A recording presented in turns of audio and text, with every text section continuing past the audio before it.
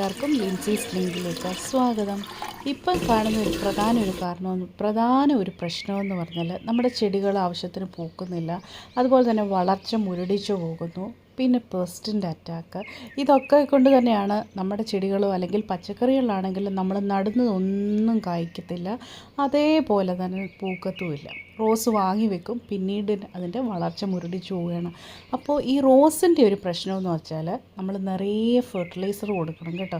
നമ്മൾ ഒരു പൂ വന്ന് പോയി കഴിയുമ്പോഴത്തേക്ക് അടുത്ത ഫെർട്ടിലൈസർ കൊടുക്കണം. എന്നാൽ മാത്രമേ ഇയർ അറൗണ്ട് അല്ലെങ്കിൽ എല്ലാ മാസവും നമുക്ക് പൂക്കൾ കിട്ടത്തുള്ളൂ. അപ്പോൾ നിങ്ങൾ ശ്രദ്ധിക്കുക, പൂ വരുന്ന ഉടനെ തന്നെ അടുത്ത ഫെർട്ടിലൈസർ, അത് പോകാറാകുമ്പോൾ അടുത്ത ഫെർട്ടിലൈസർ എല്ലാ ആഴ്ചയിലും കൊടുക്കണം. ഈ റോസ് എന്ന് പറഞ്ഞാൽ ഒരു ഹെവി ഫീഡറാണ് കേട്ടോ. അതുകൊണ്ട് നിറയെ പൊട്ടാഷ് അടങ്ങിയ വെള്ളം, അതായത് നമ്മൾ അരി കഴിക്കുന്ന വെള്ളം, അതുപോലെ തന്നെ അങ്ങനെ ഉള്ളിയുടെ വെള്ളം, ഇങ്ങനെയുള്ള ലിക്വിഡ് ഫെർട്ടിലൈസേഴ്സ് അത് നമ്മൾ അടുക്കളയിൽ ഒട്ടും ചിലവില്ലാതെ കൊടുക്കാൻ പറ്റുകയാണല്ലോ, അത് അങ്ങ് ഒഴിച്ചു കൊടുക്കുക.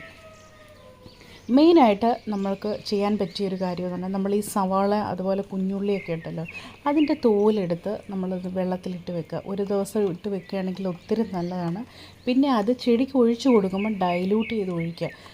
ചിലപ്പോഴൊക്കെ അതിൻ്റെ ഈ കോൺസെൻട്രേഷൻ കൂടിക്കഴിഞ്ഞാൽ ഇത് കരിഞ്ഞു പോകാനുള്ളൊരു സാധ്യതയുണ്ട്. അതുകൊണ്ടാണ്. അതേപോലെ തന്നെ കൊടുക്കേണ്ട വേറൊരു കാര്യം, പെസ്റ്റിസൈഡ്, നീം ഓയിൽ സ്പ്രേ ചെയ്ത് കൊടുക്കുക. എല്ലാ ആഴ്ചയിലും കൊടുക്കുക. എന്നാൽ മാത്രമേ അതിൻ്റെ ഇല നമുക്ക് പ്രൊട്ടക്റ്റ് ചെയ്യാൻ പറ്റൂ. അടുത്തത് ഇത് എൻ്റെ കയ്യിലുള്ള ക്രോക്കഡൈൽ ലീഫ് പ്ലാന്റ് ആണ്. അപ്പോൾ ഞാൻ ഇതൊന്ന് മുകളിലേക്ക് അന്നേരം ഇതിൻ്റെ വേരൊക്കെ മുകളിലേക്ക് ഇങ്ങനെ വന്ന് തുടങ്ങിയല്ലോ. അപ്പോൾ ഞാൻ ചെയ്തൊരു കാര്യം എന്ന് പറഞ്ഞാൽ, കുറച്ച് വളവും അതുപോലെ അതായത് ചാണകപ്പൊടിയൊക്കെ മിക്സ് ചെയ്ത് കുറച്ച് മണ്ണ് അതിൻ്റെ മുകളിലേക്കൊന്ന് ഇട്ട് കൊടുത്തു. ഇങ്ങനെ ഇങ്ങനെ കുറച്ചൊന്ന് മഴവെള്ളമൊക്കെ വീണ്, ഇത് കുറച്ച് പുറത്തായിരുന്നു വെച്ചത്. അന്നേരം പുറത്ത് വെച്ചതുകൊണ്ട് തന്നെ മഴവെള്ളം വീണ് മണ്ണൊക്കെ ഒലിച്ചു പോകാനും അതിൻ്റെ വളമൊക്കെ പോയല്ലോ. അപ്പം ഞാൻ വളത്തിന് മിക്സ് ചെയ്ത് ആ പ്ലാന്റിൻ്റെ ചുവട്ടിലേക്ക് ഇട്ട് കൊടുത്തു. അടുത്ത ഒരു കാര്യം, നമ്മളുടെ കറിവേപ്പ് നിറയെ, ഇത് കണ്ടോ, ഇത് നിറയെ തളിർത്ത് നല്ല രീതിയിൽ വന്നിട്ടുണ്ട്. മിക്കവർക്കും ഉള്ള പ്രശ്നമാണ് ഈ കറിവേപ്പ് ഒന്ന് പിടിച്ച് കിട്ടത്തില്ല. അപ്പോൾ കറിവേപ്പ് പിടിച്ച് കിട്ടാൻ വേണ്ടി ചെയ്യാൻ പറ്റിയൊരു കാര്യം എന്താണെന്നറിയാമോ? നമ്മൾ നിറയെ ഫെർട്ടിലൈസർ അങ്ങ് കൊടുക്കുക. അതായത് നമ്മുടെ പച്ചക്കറി വേസ്റ്റ്, പിന്നെ നമ്മുടെ ഭിത്തിയിലൊക്കെയുള്ള പായലുണ്ടല്ലോ, ആ പായലെടുത്ത് ഇതിൻ്റെ ചുവട്ടിൽ, പായൽ നല്ലൊരു ഫെർട്ടിലൈസറാണ്. ഇതിപ്പോൾ നിറയെ പായലൊക്കെ ഞാൻ ഇട്ട് കൊടുത്തിട്ടുണ്ട്. പിന്നെ നമുക്ക് ഈ ഒരു കറിവേപ്പിന് കൊടുക്കാൻ പറ്റിയൊരു ഫെർട്ടിലൈസർ എന്ന് പറഞ്ഞു കഴിഞ്ഞാൽ, ഞാൻ നേരത്തെ പറഞ്ഞ പോലെ തന്നെ നമ്മൾ എന്നും അരി കഴുകിയ വെള്ളം ഇതിൻ്റെ ചുവട്ടിൽ ഒഴിച്ചു കൊടുക്കുക. പിന്നെ ഉള്ളിയുടെ വെജിറ്റബിൾസ് എല്ലാം ഇട്ട് വെച്ചിട്ട് അതിൻ്റെ വെള്ളം ഒഴിച്ചു കൊടുക്കുക. അതേപോലെ തന്നെ നിങ്ങളുടെ വീട്ടിൽ വിറക് കത്തിക്കുമെങ്കിൽ നല്ല വുഡ് ആഷ് കിട്ടും, നല്ല ഈ ചാരം കിട്ടുമല്ലോ, അത് ഇട്ട് കൊടുക്കുക. അത് പ്രത്യേകിച്ച് ഒത്തിരി ഇട്ട് കൊടുക്കല്, ചില സമയം കരിഞ്ഞു പോകും. കാരണം ചൂട് കൂടി കരിഞ്ഞു പോകാനുള്ളൊരു സാധ്യതയുണ്ട്. അതുകൊണ്ട് തന്നെ കുറച്ച് ഇട്ട് കൊടുക്കുക. പിന്നെ ഇപ്പം മഴ സീസണിൽ ചാരം ഇട്ട് കൊടുക്കുകയാണെങ്കിൽ ഒത്തിരി നല്ലതാണ് കേട്ടോ. നല്ല രീതിയിൽ അത് തളിർത്ത് വരും. പലരും ചെയ്യാറുള്ളൊരു കാര്യം തന്നെ, നമ്മൾ കറിവേപ്പ് എപ്പോഴും ഒടിക്കുമ്പോൾ അതിൻ്റെ തണ്ടോട് കൂടി തന്നെ ഒടിച്ച് ഇങ്ങനെ വലിച്ചൊന്നും എടുക്കരുത്. ഒരു സിസർ കൊണ്ടുപോയി നല്ല രീതിയിൽ കട്ട് ചെയ്തെടുക്കുക.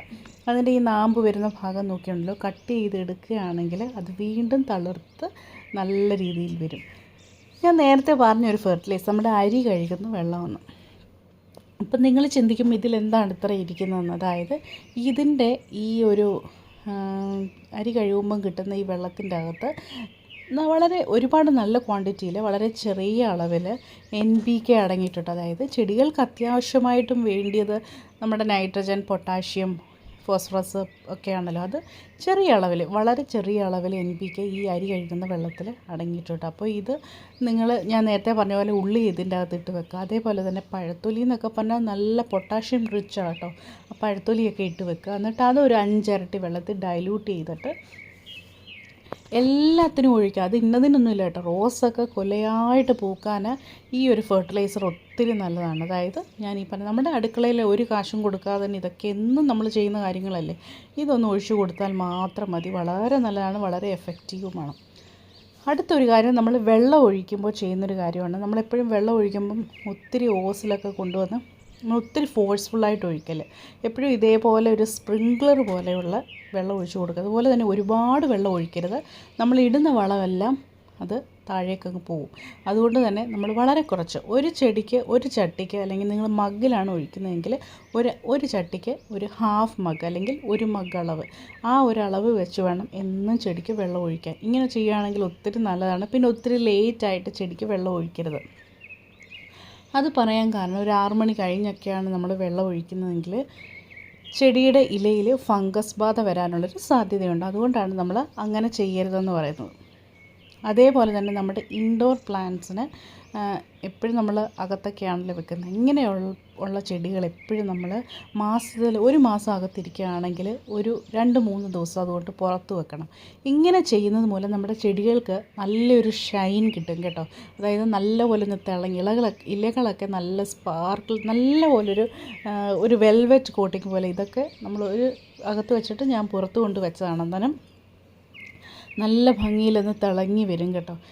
പിന്നെ ഈ ചെടികൾ, ഇൻഡോർ ചെടികൾ നമ്മൾ എസ്പെഷ്യലി നടുമ്പോൾ ചെയ്യേണ്ട ഒരു കാര്യമെന്ന് പറഞ്ഞാൽ, നമ്മൾ ഈ കമ്പോസ്റ്റ് കൂടുതലെടുത്ത് നടുക, അല്ലെങ്കിൽ ഉണങ്ങിയ ഇലകൾ ഒക്കെ ഇട്ടുള്ള ഒരു നല്ല രീതിയിൽ നടുകയാണെങ്കിൽ അതെപ്പോഴും നല്ല ഫ്രഷായിട്ട് നിൽക്കുന്നതാണ്. അതേപോലെ തന്നെ നമുക്ക് കടയിൽ വാങ്ങുന്ന ഫെർട്ടിലൈസർ കിട്ടും, അതിട്ടാലും കുഴപ്പമില്ല. പക്ഷേ ഏറ്റവും നല്ലത് ഓർഗാനിക് ആയിട്ടുള്ള നല്ല കമ്പോസ്റ്റ് ഉണ്ടല്ലോ, അത് ഫില്ല് ചെയ്ത പോട്ടിംഗ് മിക്സിൽ വേണം നടാൻ വേണ്ടിയിട്ട്. അതേപോലെ തന്നെ ഇങ്ങനെ കരിഞ്ഞ ഇല, പഴുത്ത ഇലയൊക്കെ ആ സമയങ്ങളിൽ തന്നെ നമ്മൾ കട്ട് ചെയ്ത് മാറ്റണം. ഇത് കണ്ടോ, ഇതിനൊരു വേരിയേഷൻ വരുന്നുണ്ടോ, ഇലയുടെ കളർ കണ്ടോ. ഇത് കലാത്തിയാണ്. ഒത്തിരി ബ്യൂട്ടിഫുൾ പ്ലാന്റാണ്. ഇതിൻ്റെ ഇലകളിലെ ഇത് ഡിസൈൻ കാണാൻ ഒത്തിരി നല്ല ചെടികളാണ് ഇതൊക്കെ. അതുകൊണ്ട് ഇങ്ങനെയൊക്കെയുള്ള ഇലകൾ നമ്മൾ കട്ട് ചെയ്ത് മാറ്റുകയാണെങ്കിൽ ഒത്തിരി നല്ല, ഒട്ടും പഴുത്ത ഇലകൾ ചെടികളിൽ നിർത്തരുത്. കാരണം അങ്ങനെ നിർത്തുകയാണെങ്കിൽ അതും ചെടികൾക്ക് ബാക്ടീരിയൽ ഇൻഫെക്ഷൻ, അതുപോലെ ഫംഗൽ ഇൻഫെക്ഷൻസ് വന്ന് ചെടി നശിച്ചു പോകും. എപ്പോഴും ഇങ്ങനെയുള്ള കാര്യങ്ങൾ നമ്മൾ ശ്രദ്ധിക്കണം. അതുപോലെ തന്നെ വെളിയിൽ വെക്കുന്ന സമയങ്ങളിൽ നല്ല രീതിയിൽ വെള്ളം ഒഴിച്ച് നനയ്ക്കുക. നല്ല വെയിലൊക്കെ എന്ന് വെച്ചാൽ കരിഞ്ഞു പോകാൻ ഇടയാകരുത്. കുറച്ച് വെയിലൊക്കെ കിട്ടിയതിന് ശേഷം ഇൻഡോറിലേക്ക് മാറ്റുക. പിന്നെ എല്ലാവരുടെയും ഒരു കുഴപ്പമാണ്, നമ്മൾ വീട്ടിൽ വെക്കുന്ന പഴവർഗ്ഗങ്ങൾ നല്ല രീതിയിൽ കായ്ക്കാൻ വേണ്ടിയിട്ട്, അതായത് നമ്മുടെ ചെറി ആയാലും പൊമഗ്രാനറ്റ് ആയാലും മാവായാലും പേരയായാലും ഇതിനൊക്കെ നമ്മൾ നല്ല രീതിയിൽ പൊട്ടാഷ്യം റിച്ച് ആയിട്ടുള്ള ഫെർട്ടിലൈസർ ഇട്ട് കൊടുക്കുക. അത് നമുക്ക് ചാണകപ്പൊടിയൊക്കെ ഒത്തിരി നല്ല, അതേപോലെ എല്ലുപൊടി, ബോൺമീലിനകത്തൊക്കെ നല്ല രീതിയിൽ ഫോസ്ഫറസും പൊട്ടാഷ്യവും അടങ്ങിയിട്ടുണ്ട്. അതുകൊണ്ട് തന്നെ അതൊക്കെ ഇട്ട് കൊടുക്കുകയാണെങ്കിൽ ഒത്തിരി നല്ല. കാരണം ഇതൊക്കെ നമ്മൾ കഴിക്കാൻ വേണ്ടിയിട്ട് ഉപയോഗിക്കുന്ന ഫ്രൂട്ട്സ്, നമ്മൾ വീട്ടിലെ ആവശ്യത്തിന് വേണ്ടിയിട്ടുള്ളതല്ലേ. അതുകൊണ്ട് തന്നെ നല്ല പൊട്ടാഷ്യവും ഫോസ്ഫറസ് അതുപോലെ നൈട്രജനും ഇതടങ്ങിയ നല്ല രീതിയിൽ അടങ്ങിയ ഫെർട്ടിലൈസേഴ്സ് ഇട്ട് കൊടുക്കുക. ബോൺമീലാണ് ഏറ്റവും ബെസ്റ്റാണ്.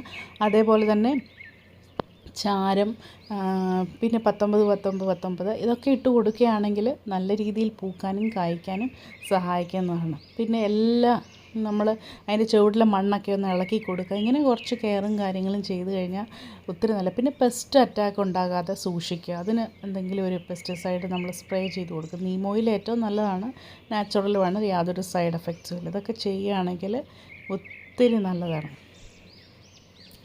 പിന്നെ അടുത്ത ഒരു കാര്യമെന്ന് പറഞ്ഞാൽ, നമ്മുടെ ഈ പച്ചമുളക് ഉണ്ടല്ലോ, പച്ചമുളക് പെട്ടെന്നൊന്ന് കായ്ക്കാൻ വേണ്ടിയിട്ട് നമ്മൾ ചെയ്യുന്നത്, ഏറ്റവും വേറെ കൊമേഴ്ഷ്യലായിട്ട് നമ്മൾ മേടിക്കുന്ന ഫെർട്ടിലൈസേഴ്സ് ഇടാതെ നമ്മുടെ അടുക്കളയിൽ ഞാൻ നേരത്തെ പറഞ്ഞ ഫെർട്ടിലൈസേഴ്സൊക്കെ ഉണ്ടല്ലോ, നമ്മുടെ കഞ്ഞി വെള്ളത്തിൽ ഒരു നുള്ളു പൊട്ടാഷ്യമൊക്കെ ചേർത്ത് ഒഴിച്ചു കൊടുക്കും. ഹൈ പൊട്ടാഷ്യം അടങ്ങിയത്, അതായത് ഒന്ന് പൂ വരുമ്പോഴത്തേക്ക് പൊട്ടാഷ്യം അടങ്ങി ഫെർട്ടിലൈസർ ചാരം ഇട്ട് കൊടുക്കാം, വളരെ കുറഞ്ഞ അളവിൽ മാത്രം കേട്ടോ. അതേപോലെ തന്നെ കഞ്ഞി വെള്ളത്തിൽ ഈ പഴത്തൊലി ഇട്ട് വെച്ചിട്ട് ആ ഒരു ഫെർട്ടിലൈസർ കൊടുക്കാൻ പറ്റും.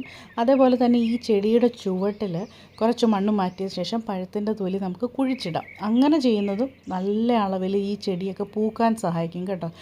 നല്ല ഏത് പഴത്തിൻ്റെ തൊലിയായാലും കുഴപ്പമില്ല, ഇതിൻ്റെ ചുവട്ടിലിട്ട് വെച്ച് മണ്ണ് മൂടി കൊടുക്കുകയാണെങ്കിൽ ഒത്തിരി നല്ലൊരു, നിങ്ങളൊന്ന് ട്രൈ ചെയ്ത് നോക്കുക. അത് ഒത്തിരി എഫക്റ്റീവാണ്, പൂക്കാനും ഒരുപോലെ സഹായിക്കും. അതുപോലെ തന്നെ നല്ല രീതിയിൽ ഇതേപോലെ കായ്കൾ ഉണ്ടാകാനും നല്ലതാണ്. പിന്നെ വേറൊരു കാര്യം ഞാൻ കാണിക്കാമേ, അത് വളരെ എന്നെ ചിന്തിപ്പിച്ച ഒരു കാര്യമാണ് കേട്ടോ.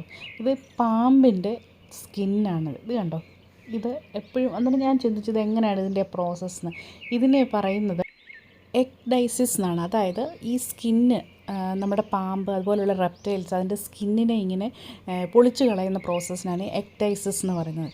ഇത് പാമ്പ് ഒരു വർഷത്തിൽ ഒരു 2-3 പ്രാവശ്യം ഇതിൻ്റെ സ്കിന്ന് മാറ്റുമെന്നാണ് പറയുന്നത്. ഇതിന് പ്രധാന കാരണം അത് വളരുന്നതിനനുസരിച്ച് ആ സ്കിന്ന് അത് മാറ്റി പുതിയ സ്കിന്ന് വരും. പിന്നെ രണ്ടാമത്തെ ഒരു കാര്യം എന്ന് പറഞ്ഞാൽ അതിൻ്റെ ആ ബോഡിയിൽ എന്തെങ്കിലും പാരസൈറ്റ്സോ അല്ലെങ്കിൽ എന്തെങ്കിലും കുഴപ്പമുണ്ടെങ്കിലും ഇതേ രീതിയിൽ അതിൻ്റെ സ്കിന്ന് കളയും. അതായത് ഒരു വർഷം ഒരു 3-4 പ്രാവശ്യമൊക്കെ അതിൻ്റെ സ്കിന്ന് കളയുമെന്നാണ് പറയുന്നത്.